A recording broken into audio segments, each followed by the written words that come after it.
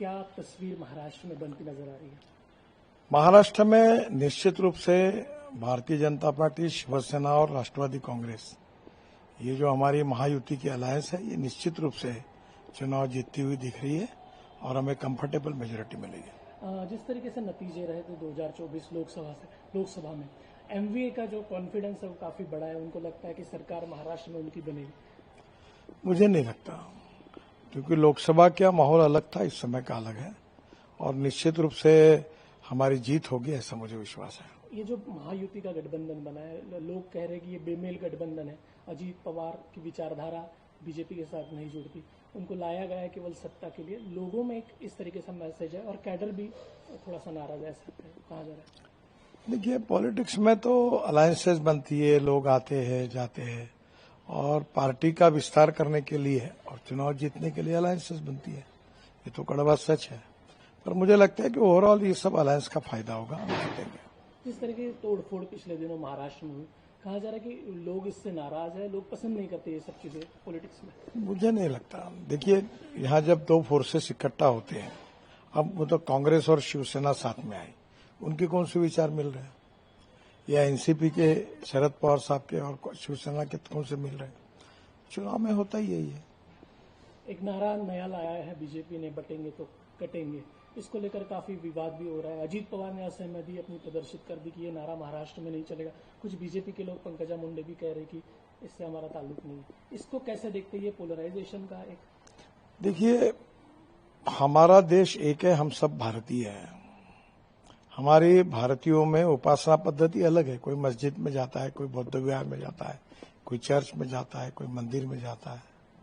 ये अलग अलग हमारी उपासना पद्धति है, पर हम भारतीय हैं, हम एक है। और हम सब ने मिलकर आतंकवाद के खिलाफ, जो हमारे देश में विशेष रूप से हमारी इंटरनल और एक्सटर्नल सिक्योरिटी को ध्यान में लेते हुए हमारे देश में आतंकवादियों के खिलाफ और देश के दुश्मनों के खिलाफ हमने एक होना चाहिए।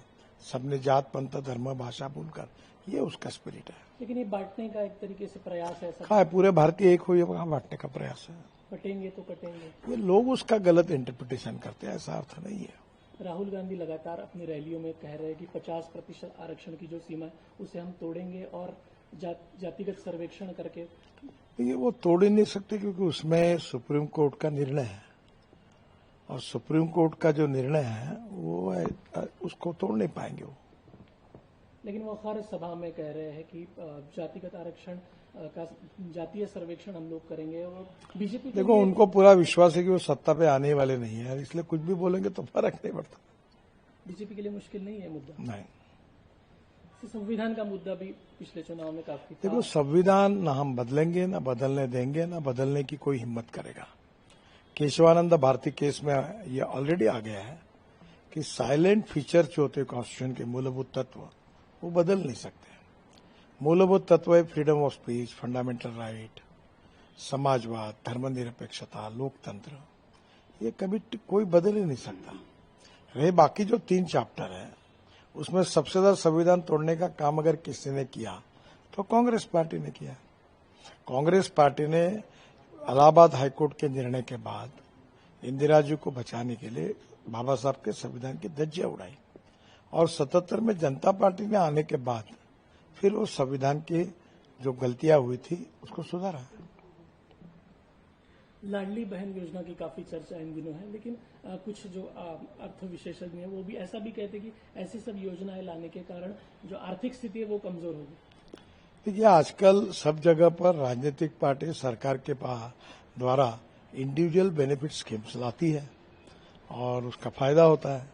और इंडिविजुअल जो गरीब है, शोषित है, पीड़ित है, उनके इंटरेस्ट के लिए स्कीम लाना कोई गलत नहीं है। अब ये सभी लोग लाते हैं, लेकिन उससे आर्थिक स्थिति नहीं जी। चुनाव के बाद हम आर्थिक स्थिति मजबूत करेंगे, रेवेन्यू बढ़ाएंगे। एक मुद्दा खासकर बनाया जा रहा है महाविकास आघाड़ी शरद पवार हो कि महाराष्ट्र में जो प्रोजेक्ट आने थे उसे बाहर ले जाया गया, गुजरात ले जाया गया और महाराष्ट्र जो नंबर 1 था उसे नीचे खसकाने का काम भारतीय जनता पार्टी कर रही है। गलत बात है। जो व्यक्ति इन्वेस्टमेंट करता है वो खुद निर्णय करता है कि कौन से गांव में, कौन से जिले में और कौन से राज्य में इन्वेस्टमेंट करना है, और वहां के गवर्नमेंट की जो पॉलिसी वो देखते हुए करता है। ये आरोप सरासर गलत है भारतीय जनता पार्टी को बदनाम करने वाला है। मराठा आरक्षण लेकर भी काफी कश्मकश है।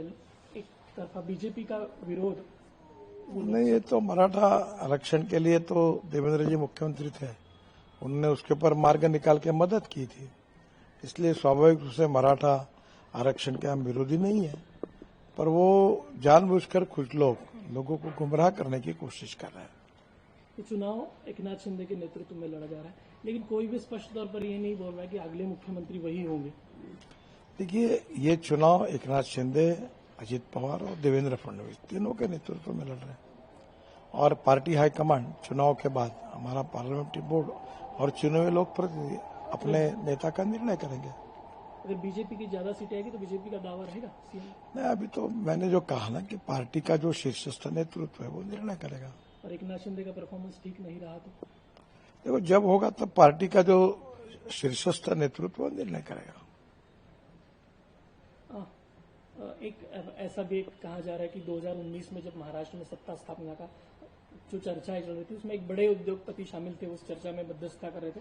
शरद पवार जी ने भी ये बात कबूली है कि ऐसी सब चर्चाएं चल रही थी एनसीपी को साथ लाने की। तब मुझे तो जानकारी नहीं है, ना मुझे कोई उद्योगपति इन्वॉल्व हुआ उसकी जानकारी नहीं, और मुझे पता नहीं। नितिन जी, आप अपने हर भाषण में कहते हैं कि महाराष्ट्र के लिए आपने क्या किया, तो आने वाले 5 सालों में आपका क्या एजेंडा महाराष्ट्र के लिए होगा, वोटरों को क्या बताएं? देखो, महाराष्ट्र सुखी, समृद्ध और संपन्न बनाना चाहिए।